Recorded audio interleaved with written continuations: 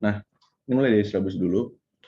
Jadi, ini seperti silabus, jadi kita ntar bakal ada tugas lab. Ntar nilainya 20%, nanti bakal gue bagi, ada 3 tugas.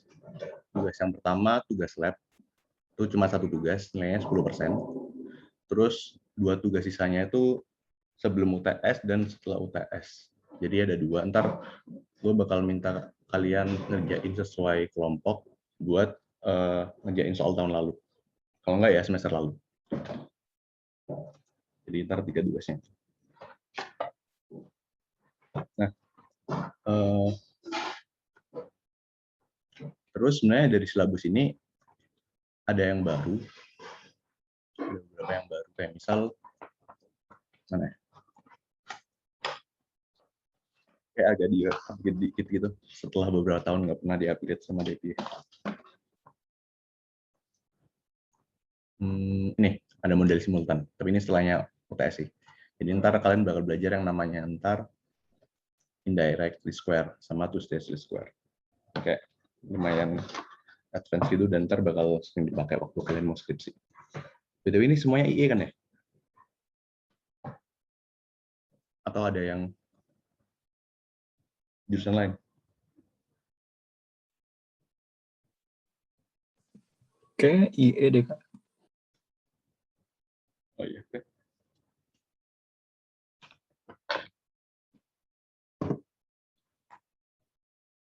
Bentar ya, gue lupa pasang notes.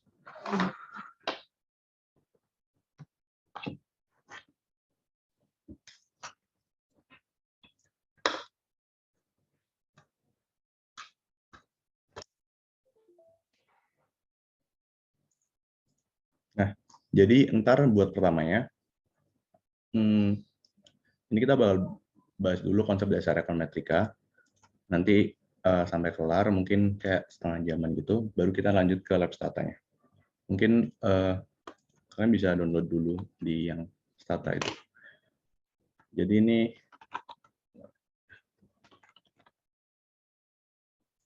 kalau lihat di drive, itu ada beberapa kan.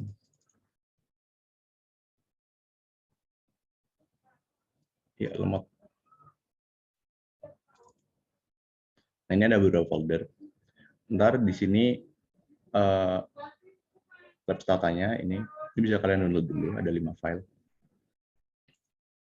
Dan ntar bakal gua perbarui lagi. Jadi ini sebenarnya masih awal banget yang di file-file yang ada di lab stata ini. Ntar bakal gua perbarui sesuai dengan jadwalnya. Mungkin ntar kita bakal ada berapa ya? Sekitar 3 lab stata gitu. 3 kelas lab stata. 3 kali pertemuan, sorry. Nah, terus ini buat materi ASIS. Nah, ini belum gue perbarui juga. Ini kayak materi tahun lalu gitu. Dan ini ada PPT bapaknya.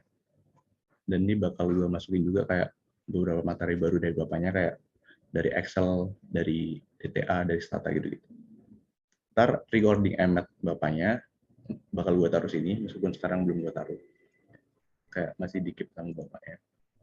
Dan nanti recording asisnya bakal gue upload ke YouTube. Ntar link YouTube-nya gue kasih. Sini ada soal-soal sama jawaban juga, bisa kalian cek di sini. Ini dari tahun lalu sih. Nah, oke. Ini gue share langsung ke materinya aja.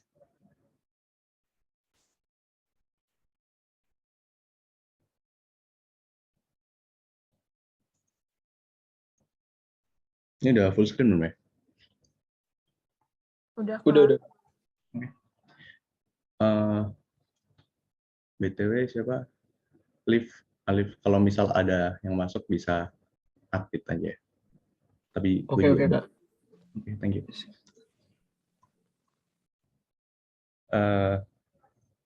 Jadi buat awal kita bakal belajar soal konsep dasar EMET sama metode yang paling sederhana itu namanya OLS. Udah dibahas sama mbaknya. Jadi gua agak review dikit. Ini outline-nya dimulai dari konsep dasar EMET, jenis persamaan, dan nanti bakal bahas lagi deterministik sama stokastik itu bedanya apa. Struktur data, terus ini ada linearity in parameter vs variable yang jadi tugasnya kemarin, sama konsep OLS. Ini bakal dikit. Ini konsep dasar kan ya. Jadi intinya yang di sini definisi Emmet. Ini kalau dari Arthur S. Goldberger, ya sebenarnya ada beberapa kayak sih textbooknya dari Emmet yang dibuat itu kan dari kok gue lupa. Kok gue ngomong mau Jegi ya? Apa sih textbook Emmet? Pengen Gujarati, Kak. ya Gujarati, Jegi ya. Sorry ya. Ya dari Gujarati itu juga ada definisinya, tapi gue pakai ini.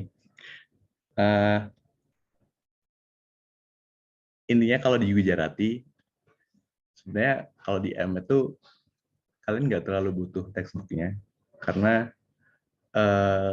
pusing banget. Jujur sampai sekarang aja sampai gue lulus baca Gujarati itu salah satu yang terberat di antara textbook lainnya.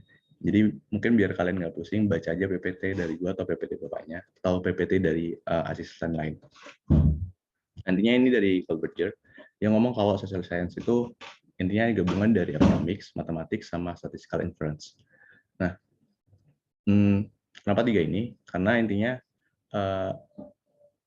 dia itu sebuah social science yang dia tuh butuh teori ekonomi sama teori ekonomi. Di semua hal itu pasti awalnya dari teori-teori ekonomi. Makanya di sini Emmet itu jadi dasarnya tuh yang ya ekonomi. Makanya dia cuma diajarin di yang jurusan kita aja, di jurusan lain nggak ada. Ntar mungkin keuntungan kalian yang utamanya di IE itu ya di Emmet-nya ini. Terus ada matematika juga, plus statistical inference. Makanya ntar ya kalian kan semester 4 ya. Sorry, 3 ya. Ya gue udah nyari kalau apa namanya buat matkul Emmet-nya kayak dimajuin 1 semester gitu dari yang sebelumnya. Sebelum itu semester 4 kan, sekarang dimajuin. Yang intinya syaratnya itu sebenarnya cuma 2, yaitu yang statistika ekonomi, statistika dasar, statek, sama satulan itu yang lanjutan. Plus sama matematika dasar, matdas, sama matelanya. Nantinya kalau udah ngambil 4 hal itu, kalian bisa ngambil Emmet. Kalau belum ya ntar nggak bisa. Mungkin kalau misalnya ada yang belum lulus, ada di 4 matkul itu bakal agak sedikit susah buat ngertiin Emmet. Nah, terus apa tujuannya? Intinya di sini dia mau mengukur hubungan teori ekonomi. Ya, oke, ini intinya mau mengukur hubungan teori ekonomi dan mau memprediksi parameter atau nilai dari hubungan ekonomi tersebut dengan menggunakan data yang empiris. Maksudnya gimana? Intinya di sini kita mau melihat apa sih hubungan dari sebuah teori ekonomi. Misal teori ekonomi kalau kalian udah ini berisik banget. Tiba-tiba orang sebelah, sorry ya. Contohnya yang teori ekonomi itu kayak misal kalau kalian udah ngambil apa namanya? Ekbang ya. Ekbang kalian udah ngambil belum ya? Atau sekarang dimajuin atau baru ngambil semester 3? Baru semester ini, Kak. Oh ya. Sebentar mungkin kalian bakal diajarin yang namanya teori yang Hardomat. Itu intinya bakal ngomong soal pertumbuhan ekonomi neoklasik itulah. Nantinya Y sama dengan fungsi dari kapital sama labor.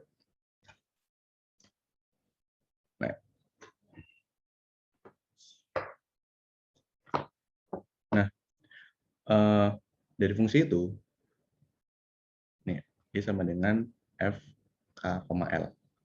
Jadi pertumbuhan ekonomi itu dipengaruhi sama berapa jumlah kapital yang ada di negara tersebut dan berapa jumlah labor yang ada di negara tersebut. Ini kayak teori, beda teori. Jadi di sini kalian harus tahu ntar mana bedanya yang teori dan mana bedanya yang metode empiris. Jadi itu agak sedikit beda. Dia kalau teori itu dia berdasarkan model matematik yang dia itu udah terbukti secara global kalau dia itu bisa jadi sebuah teori yang relevan digunakan. Jadi udah benar-benar paten, udah terbukti banget kebenarannya.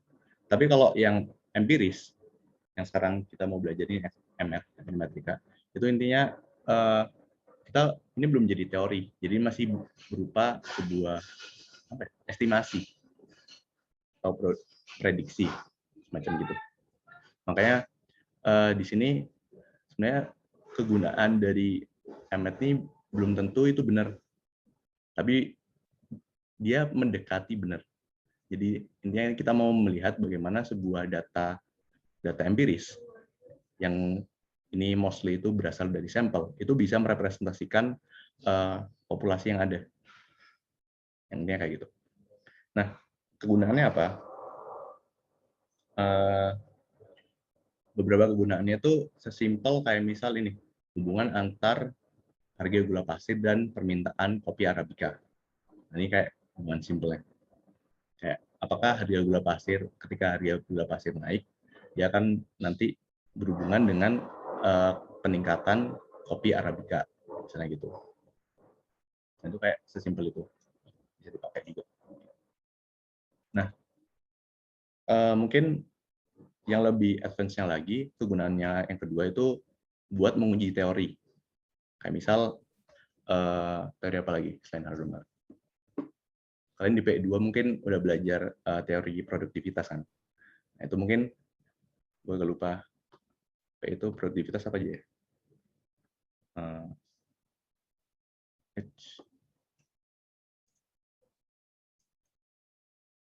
Wait, sorry.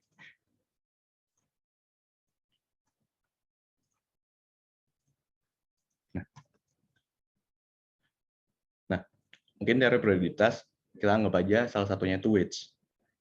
Nah, gimana sih? Apakah benar kalau misal wage itu kita hubungkan, apakah benar wage itu benar-benar berdampak terhadap produktivitas pekerja? Jadi kalau nanti kita bentuk suatu eksperimen gitu. Jadi kita mau menguji apakah teori itu benar. Misalkan kalau misal gue mau ngasih pekerja A itu gaji 5 juta. Berapa sih produktivitasnya? Dibandingkan dengan pekerja B yang gue kasih cuma 3 juta. Nah, nanti kalau misal ternyata eksperimen yang kita lakuin itu ternyata nggak sesuai sama teori yang ada, maka berarti itu bisa sebagai suatu evaluasi buat teori itu, dari kita bisa bikin teori yang baru yang lebih relevan. Jadi makanya teori-teori yang klasik-klasik itu sebenarnya masih bisa dikembangin pakai metode MNET ini. Nah, terus fungsi yang ketiga, yang mungkin juga termasuk yang paling penting dari metode MNET ini, untuk mengevaluasi kebijakan. Jadi contohnya di sini, kebijakan pemerintah ada kan subsidi internet. Kalian masih dapatkan subsidi internet. Nah, ini misalkan subsidi internet dari pemerintah, apakah dia berdampak terhadap nilai akademik mahasiswa? Apakah dia itu benar-benar efektif nggak sih terhadap nilai akademik mahasiswa? Apakah misal kalau dia nggak efektif, misalkan nanti korelasinya bakal negatif, yang berarti nambah subsidi internet, ternyata nilai akademik mahasiswa turun. Berarti nanti itu bisa disebut, nanti kan bisa ngambil suatu analisis dari hasil tersebut. Misalkan, oh berarti semakin tinggi nilai subsidi internet, itu berarti mahasiswa semakin males. Internetnya nanti pulsanya dibuat untuk hal lain selain buat akademik, misalnya gitu.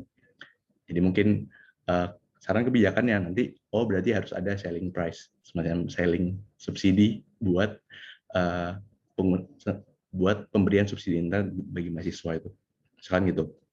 Nah itu berapa tadi ada yang masuk. Nah itu beberapa contoh dari kegunaan yang MNET ini. Sebenarnya masih ada banyak, tapi kayak gue sebutin 3 aja. Nah, jenis analisisnya apa aja? Jadi intinya kalau mau di MNET itu, ini gue sebutin beberapa yang biasanya disebut ya. Yang pertama itu regression. Ini regression di sini dia mau menganalisis hubungan ketergantungan. Ini hubungan ketergantungan antara variabel dependent atau si Y dan variabel independent atau si X. Sekaligus masing-masing nilai dari hubungannya. Jadi selain plus minusnya, itu juga harus dapat koefisiennya. Nah, ini dari dua hal. Dari regression ini nanti bisa dibagi dua. Nah, correlation ini dia tuh cuma sebagai hubungan. Hubungan yang mengukur arah. Jadi cuma arahnya aja. Apakah si A dan si B itu berhubungan atau enggak. Kita nggak bisa ngomong si A nanti berdampak terhadap si B. Nah, gitu. Nah, kalau causality atau causation itu kebalikannya. Bukan kebalikan sih. Itu kayak the next step-nya gitu. Dia hubungan sebab akibat. Nanti variabel X itu bakal berdampak terhadap si Y. Jadi intinya itu dia mau ngomongin soal siapa yang memengaruhi apa sih.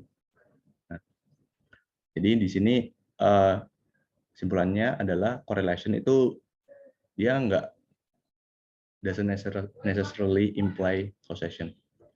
Jadi ini agak beda gitu ya, correlation dan causality atau causation ini.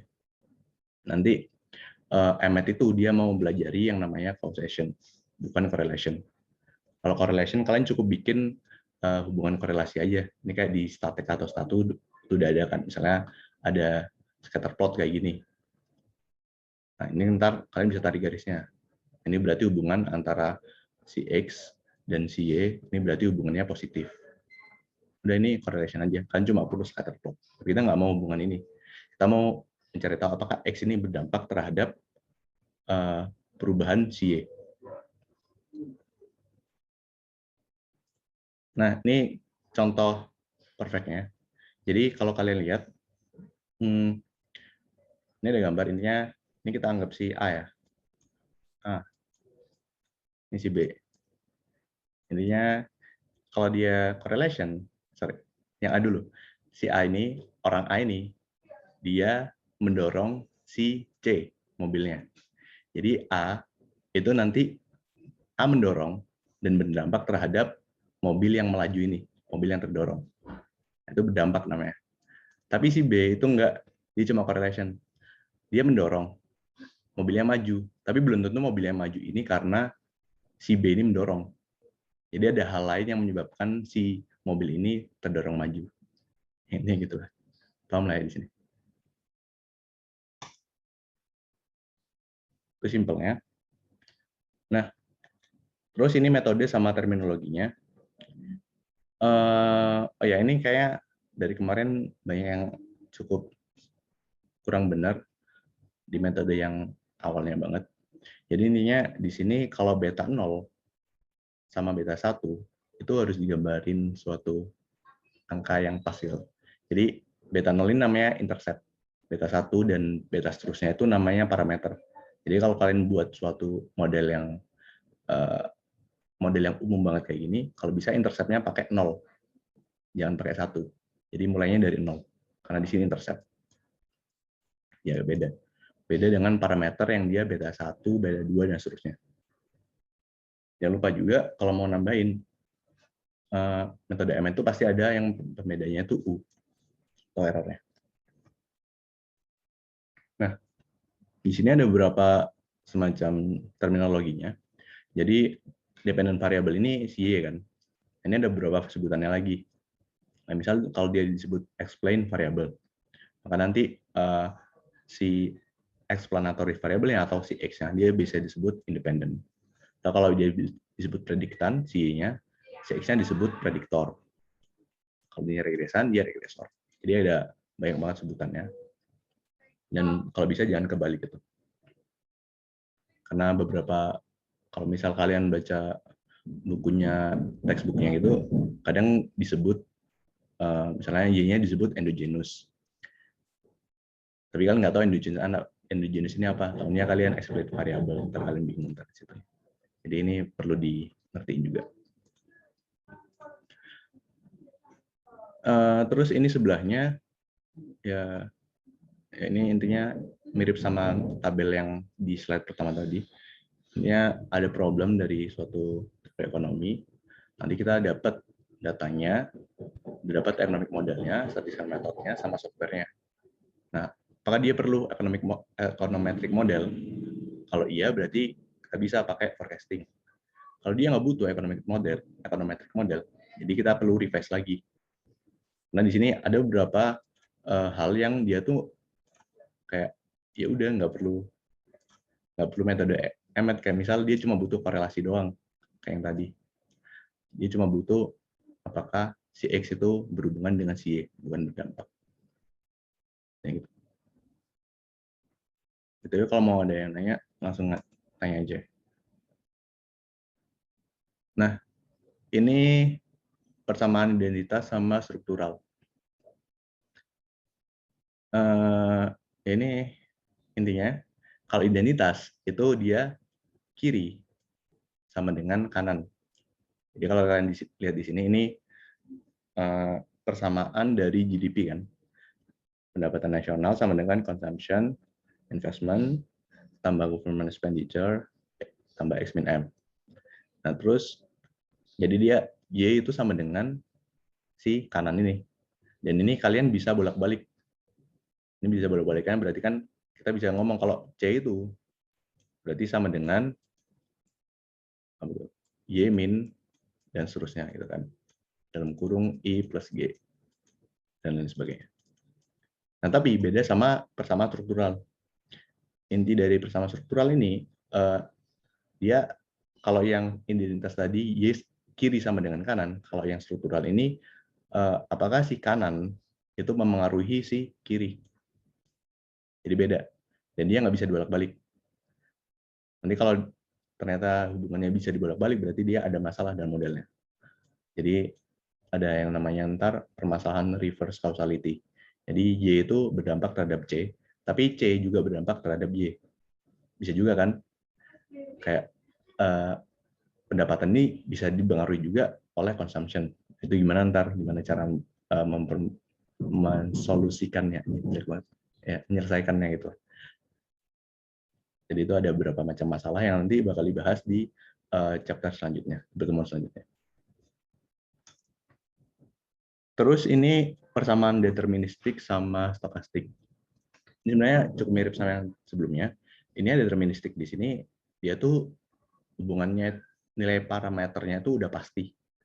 Jadi biasa dibilang ini sebuah teori gitu. Karena dia udah nggak ada lagi variabel errornya. Contohnya di sini ya hukum Newton ini. Ya udah bentuknya teori kan. Kayak ini udah nggak bisa diapa-apain lagi. Kayak mau kalian masukin apapun angka di sini, dia tetap aja teorinya gitu. Nggak mungkin ada errornya. Beda sama persamaan stokastik yang dia perlu ada error. Karena di sini error di sini itu berguna buat apakah nanti ada variabel yang belum masuk ke dalam modelnya. Jadi misal di sini consumption di sini apa ya? C di sini dia dipengaruhi ternyata bukan cuma sama pendapatan doang. Contohnya apa? Yang ngaruhin consumption kira-kira.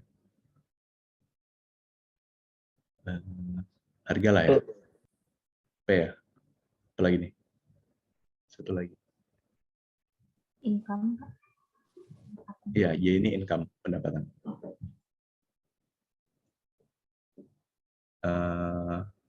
Ya, anggap aja ini consumption dari apel. Jadi ini ya price dari apel. Ntar kita nyari price dari orange misalkan. Jadi harga dari barang substitusinya. Itu juga bisa ngaruh ke konsumsinya dia. Nah, itu kayak beberapa contoh stokastik. Nah, kalau misal ternyata dalam model ini kita nggak masukin nih si variabel PA dan variabel PO. Yang berarti nanti PA dan PO ini bakal masuk ke dalam nilai errornya. Karena kita nggak masukin dia ke dalam model. Jadi akibatnya apa? Errornya tambah gede. Nah, itu nanti gunanya error ini. Jadi kalau kalian mau membuat suatu model, itu kalian harus tahu mana variabel yang bisa memengaruhi si Y-nya. Biar nilai errornya ini nggak terlalu gede. Ini gitu, nilai error ini. Nah, ini udah disebutin tadi ya. Jadi ini model Emmet ini dia mau menganalisis hubungan kausalitas dan modelnya itu bersifat stokastik, bukan deterministik. Ini bakal yang penting banget di Emmet. Ntar bakal keluar mulu sama di ujian. Stokastik, deterministik. Meskipun nggak disuruh kayak pengertiannya gitu sih. Nah, dalam bangun hubungan kausalitas itu yang sebab akibat itu diperlukan 3 hal ini. Jadi kita perlu teori yang udah ada. Jadi teori-teori ini yang udah dibangun banget. Kayak misalnya tadi teori Hardomar, teori produktivitas, teori apa lagi? Supply demand gitu-gitu. Ini perlu teori yang udah ada. Sama kalau misal nggak ada teori, kalau kalian udah mulai baca jurnal, udah mulai bikin paper, kayaknya paper pertama kalian, paper IE pertama tuh kalau nggak salah di Ekbang deh. Jadi ntar kalian buat mau bikin paper itu ya di Ekbang. Itu kalian mau ngeliat nih, misalkan apa ya hal yang aneh, misalkan pengaruh makanan, pengaruh harga makanan di FE terhadap tingkat nilai mahasiswa, tingkat IPK mahasiswa. Nah, itu mungkin kalian bakal susah nyari teorinya. Kayak teori apa? Kayak nggak ada gitu yang bisa. Mungkin nggak ada, ya ada yang bisa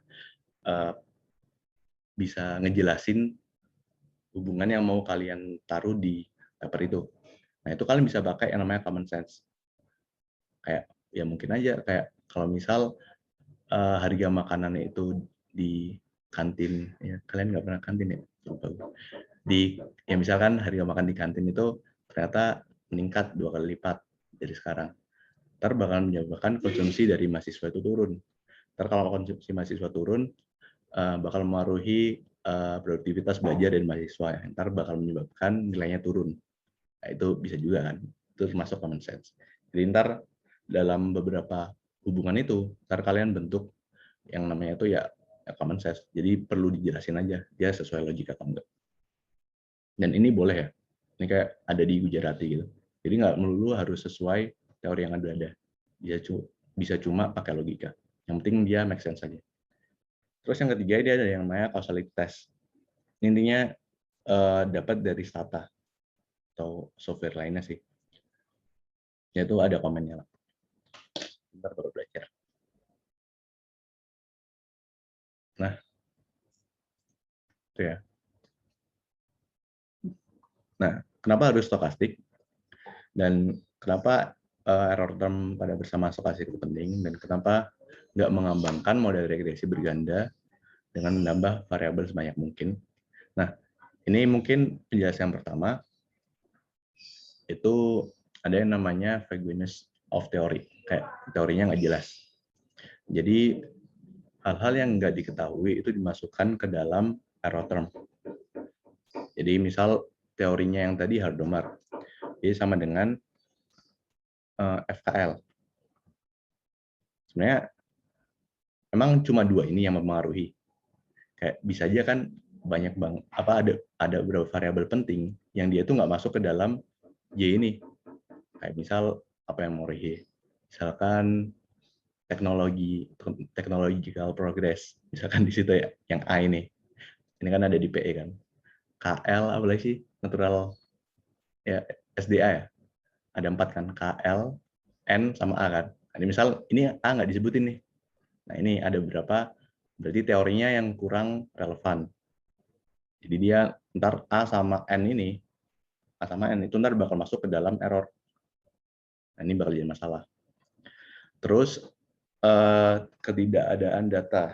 Ini tidak ada apa sih? Nggak ada data lah ya, unavailability.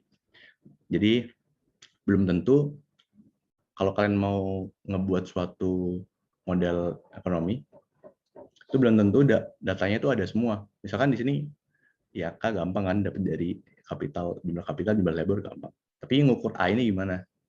Ada nggak datanya yang ada di Indonesia? Misalkan gitu. Itu bakal susah. Jadi ada beberapa, ini sebenarnya kayak jadi yang masalah problem utamanya banget sih. Kalau kalian buat paper ntar, kalian bakal ngerasain gimana susahnya nyari data. Jadi kalian nemu ide yang menarik itu, tapi ternyata nggak ada datanya. Atau misal datanya ada, tapi kan harus nyari primer. Berarti kalau primer itu bisa jadi lebih susah, lebih effort gitu kan.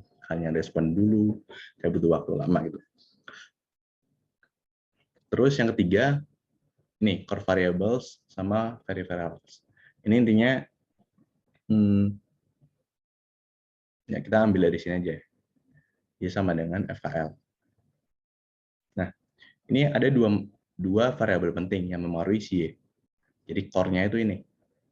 Terus kita anggap variabelnya itu kayak variabel itu kayak tambahan gitu, tambahan variabel yang nggak terlalu penting kan. Misal kita anggap yang nggak terlalu penting itu A sama M. Nah, ini yang emang bisa menjelaskan. Tapi problemnya lagi, kenapa kita nggak nambah variabel sebanyak mungkin? Karena kan bisa aja kayak ada variabel lain di antara 4 hal ini yang dia itu nggak memengaruhi si Y. Yang dia tuh bisa memengaruhi Y. Kayak misalkan di sini kita nambahin anggap aja consumption ya. Anggap aja harga lagi P atau inflasi juga bisa. Inflasi itu apa? P ya. P. Nah, atau yang ada variabel yang kurang penting kita masukin. Kayak misal yang semakin nggak penting misalkan warna rambut. Warna rambut. Ya, warna. Namanya warna ya. Nah, ini kalau kita semakin masukin banyak variabel, ini kita dengan tujuan mau mengurangi nilai error yang terlalu besar. Nah, kita mau masukin banyak variabel ini. Tapi ternyata ada beberapa variabel yang dia tuh nggak terlalu penting. Kayak misal di sini ternyata inflasi sama warna rambut itu nggak terlalu, ya nggak penting, bahkan nggak berkorelasi atau nggak, sorry, ini kayaknya agak,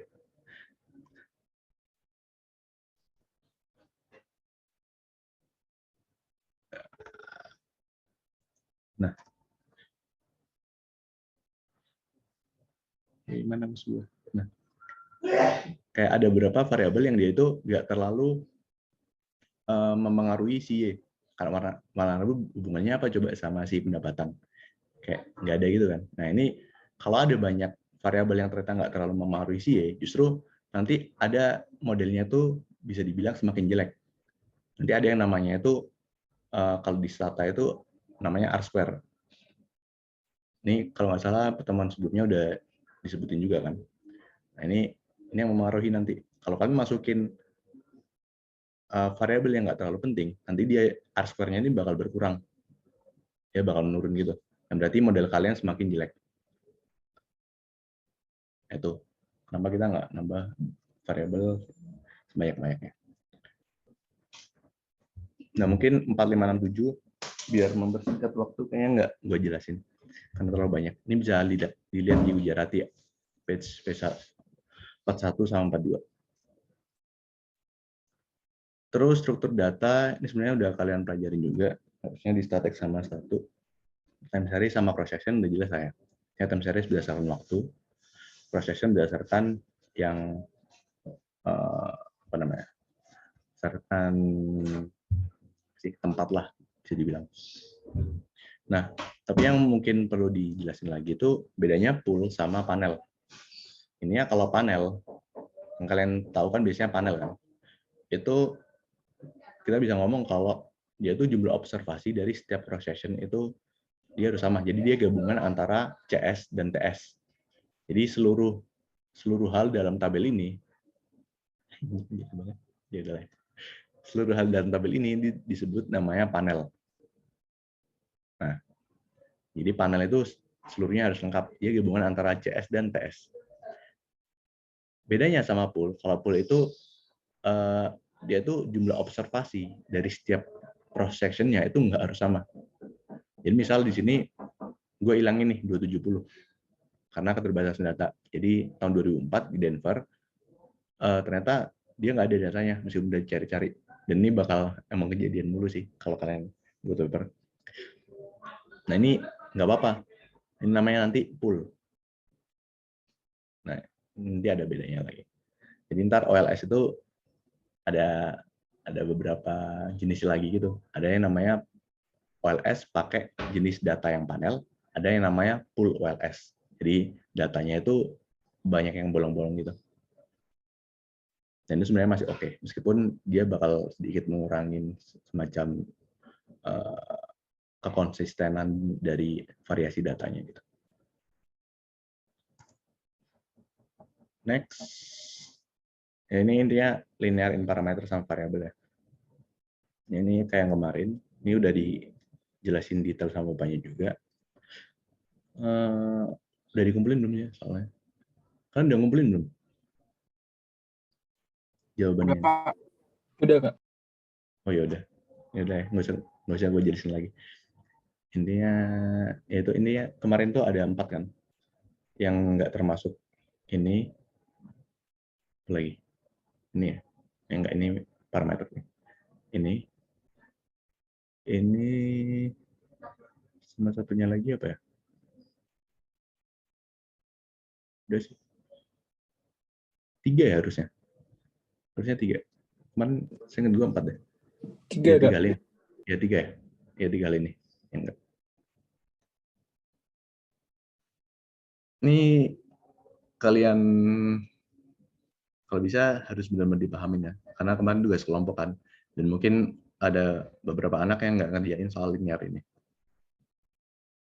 Jadi perlu diingetin lagi nanti. Karena bakal keluar. Nah ini masuk ke konsep OLS. Ini ada yang namanya PRF sama SRF. Kalau PRF itu dia berasal dari population. Kalau SRF dia berasal dari sampel. Intinya di sini kalau PRF, misalkan ada data populasi ya. Nah data populasi ini kita bakal ngambil datanya itu dibagi dua bagian yang diambil secara acak. Dan dibagi dua. Nah nanti kalau dibagi dua, ternyata nilai persamaan regresinya itu bisa beda. Jadi ini kalau dibagi dua, dia jadi SRF1 dan SRF2. Kenapa gini? Karena ini ada yang namanya sampling fluctuation. Nah, ini kayak ada pada angka X yang sama, dia bisa terdapat angka Y yang berbeda. Contohnya nih, misalkan di sini contohnya mahasiswa FE ya, tahun 2017 sampai tahun 2020. Dengan dia weekly income X-nya dan Y-nya itu weekly consumption. Misalkan di sini anak FE ya, misalkan anak Mene tahun 2017 ternyata weekly income-nya harusnya dia lebih tinggi kan daripada compare to anak misalkan IE tahun 2020. Nah, berarti yang jelek, sorry. Ya, misalkan Mene 2017 sama IE 2017, misalkan gitu. Jadi dengan tingkat pendapatan yang sama, ternyata tingkat pengeluaran itu beda. Di sini ini anak Mene, ini anak IE. Ternyata lebih tinggian anak Mene pengeluarannya. Nah, berarti nanti ini nyebabin masalah ini, sampling fluctuation. Jadi pada angka X yang sama itu punya nilai Y yang berbeda. Yang ini nanti bisa menyebabkan perbedaan dari garis SRF ini. Nah, implikasinya apa? Nanti implikasinya ada sampel yang dia itu bisa menjauhi garis si PRF ini. Jadi kalau yang tadi ini SRF 1 dan SRF 2, yang ini itu SRF dan PRF. Nah, ini jadi kalau misal kalian lihat di sini SRF ini menjauhi garis PRF kan.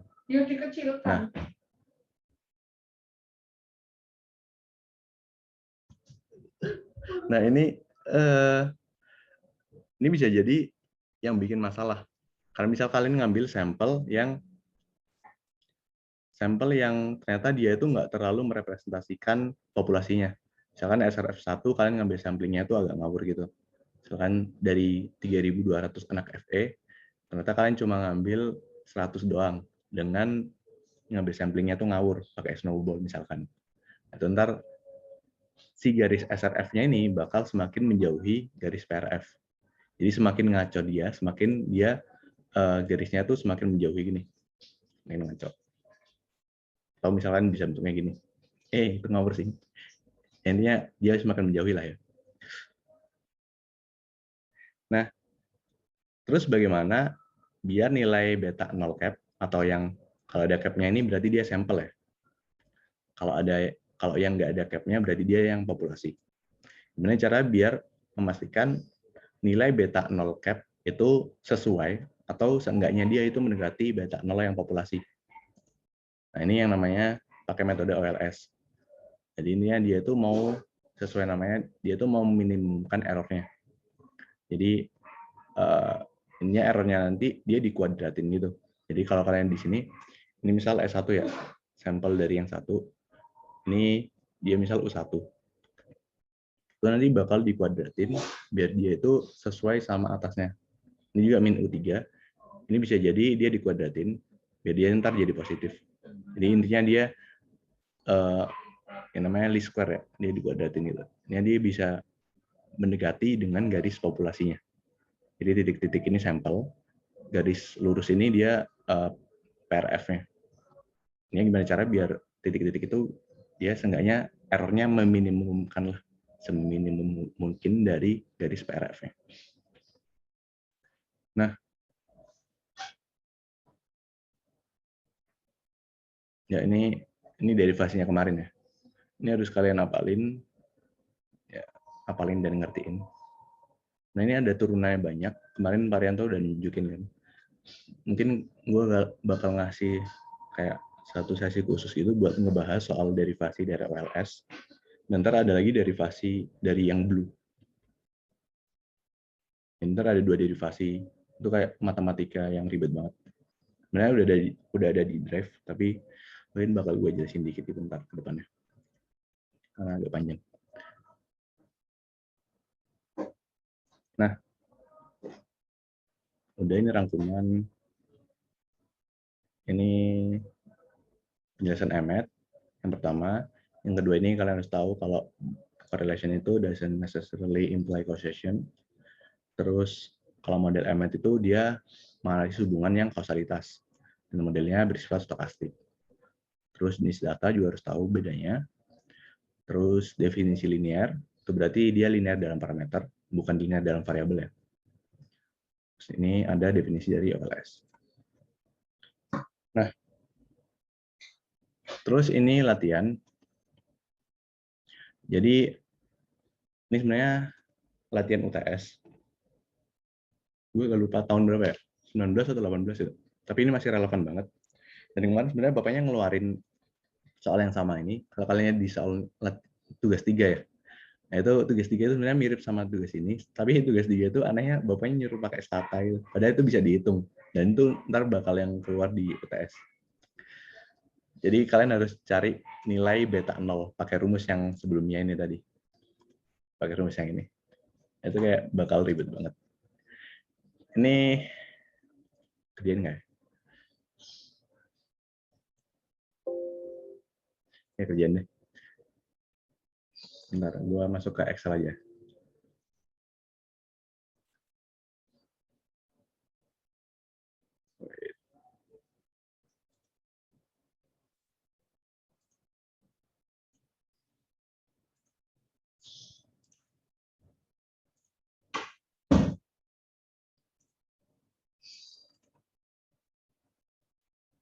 Ini udah ganti ke Excel belum? Udah, Kak. Ya, oke. Bentar, gue lupa.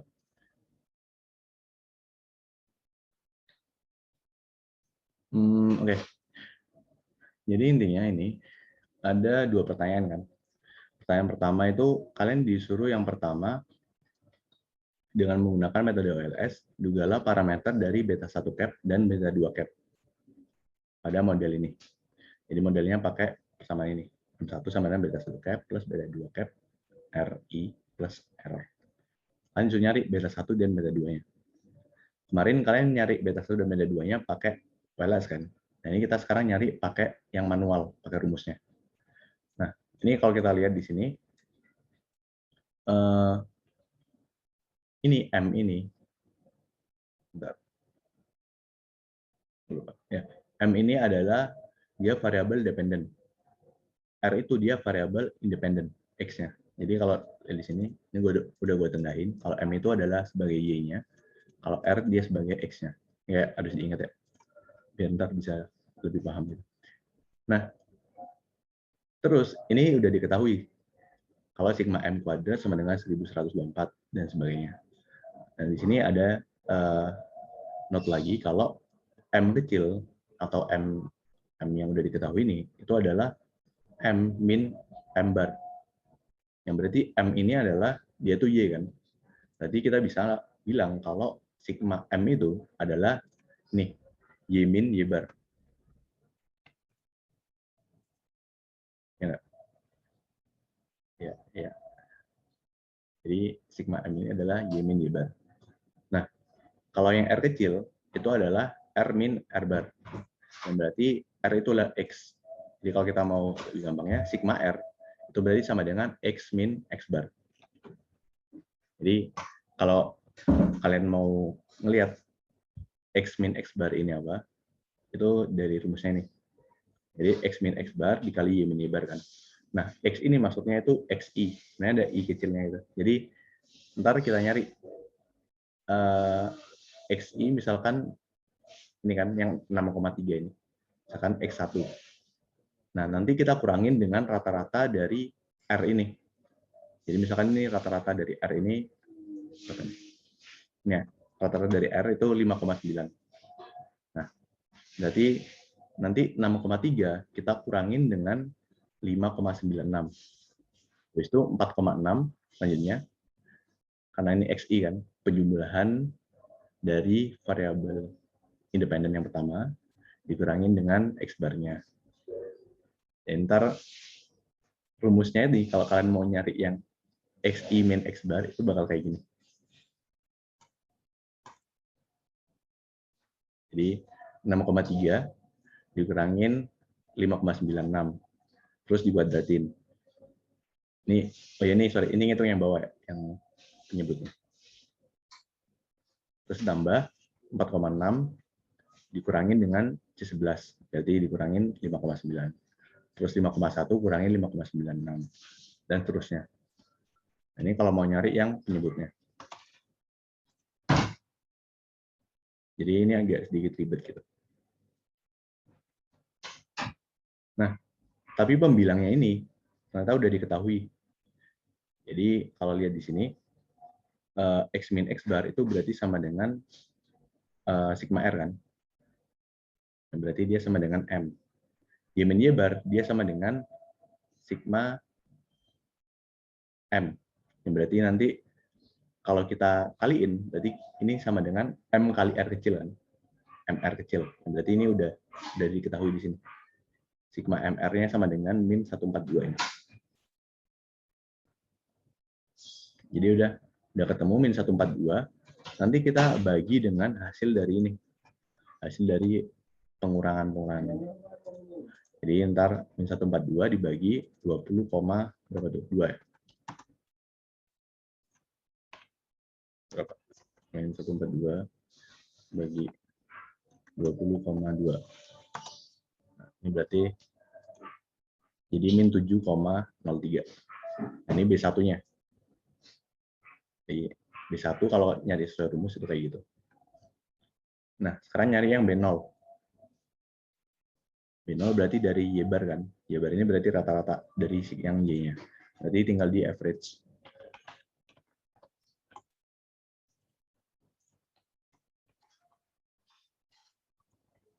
Nah, berarti kalau average-nya itu tinggal Y bar dikurangin dalam kurung beta satunya. Berapa sih itu? 14 ya? 14 dikaliin X bar kan. Nah, ini berarti 81,29. Ya. Kalau nyari B1 dan B0 yang manual. Di sini ada yang mau nanya nggak?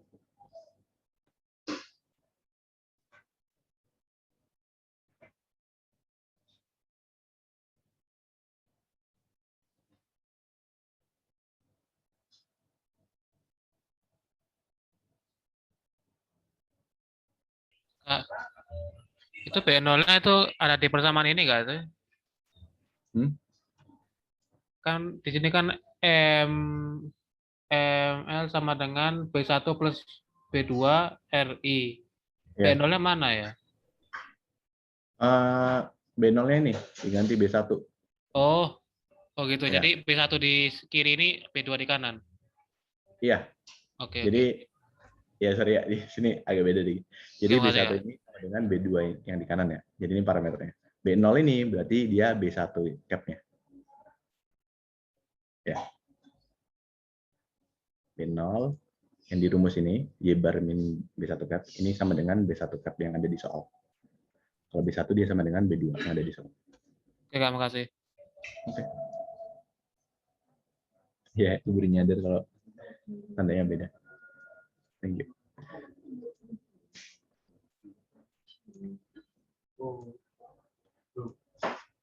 Oh, iya, anjir. Gue baru nyadar ini kalau yang bawah. Sorry. Bawah atau atas? Oh, yang bawah. Nah, yang bawah itu kan X min X bar kuadrat kan? Yang berarti ini X min X bar, kalau kita lihat di sini dia berarti sama dengan R min R dikuadratin. Nah, ternyata udah ada. Ini sigma R kuadrat, ini 20,3. Jadi ya udah, ini sebenarnya nggak usah dihitung manual gini. Berarti tinggal dibagi aja antara min 142 sama 20,3. Oke. Ini beda tipis ya. Mungkin ada kayak koma-komaan yang agak salah gitu di sini.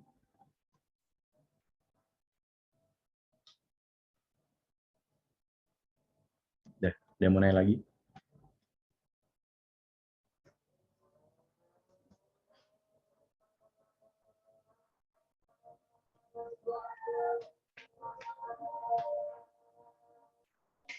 Betul, ini gue lagi di Surabaya, jadi kayak azannya setengah jam lebih cepat gitu dari Jakarta. Kita berhenti bentar ya, sambil kalian mungkin mencermati ini. Gue tahu ini agak ribet. Oke, Kak.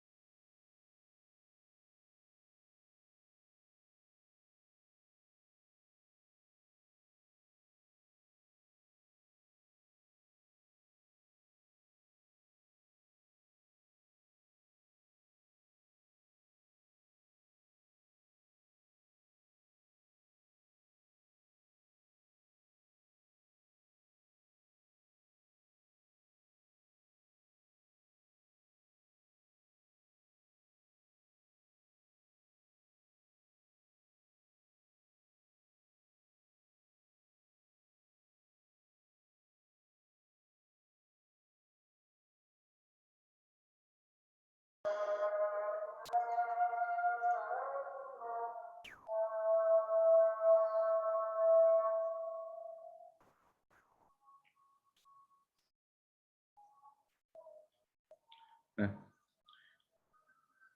oke. Udah? Ada yang mau nanya?